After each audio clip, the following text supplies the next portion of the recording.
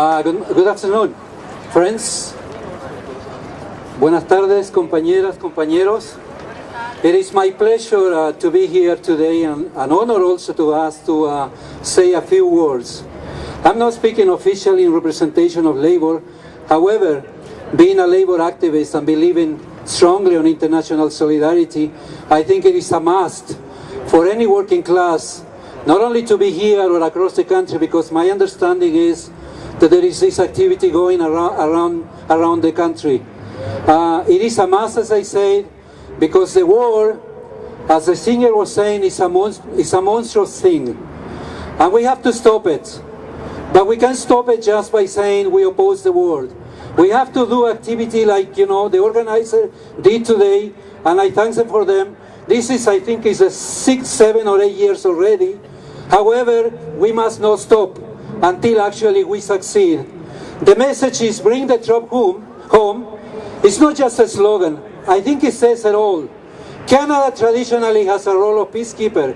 However, over the last period of time, Canada has given up to the imperialist forces. So that's what's going on today in Afghanistan and Iraq. It's an imperialist and it's a fascist world, and we have to denounce it. And it's expansion of capitalism as well through the neoliberal policy. So that's the kind of things that we have to be conscious about it, and we don't despair. If we don't see too many of us today, we know that there is millions of us around the world opposing this immoral war. And we have to keep faith, we have to continue fighting. You know why? Because the sons and daughters of the working class are the ones who suffer with this monstrous thing which we call war. So we have to promote a culture of peace. But in order to do that, we have to force governments, our government in Canada, to withdraw from Afghanistan.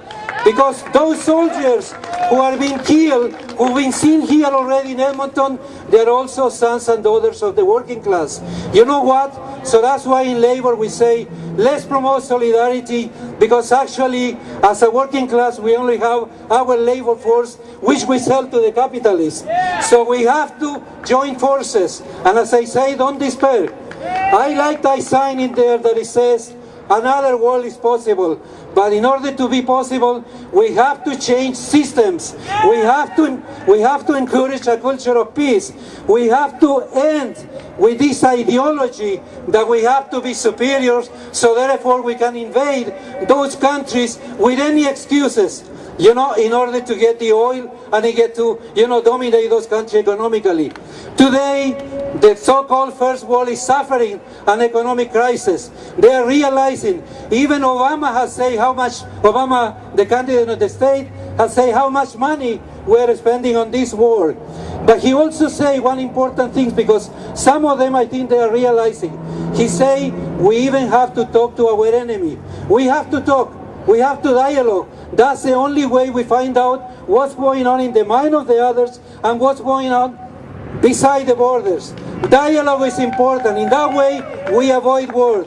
So that's my message today, and I'm pretty sure I speak on behalf of lots of labor activists that unfortunately they are not here. So that's a challenge for us. When we organize these events, we have to call as many people as we can, so we can feel the streets of Edmonton, we can feel the street around the world, and we can defeat this culture of violence, this culture of war that is nothing to our future generation, but continue to be in that way. So we have to change it. It's our responsibility, it's our moral obligations. So let's go out with this message, not only in our heart, but let's convey this message to everybody around us.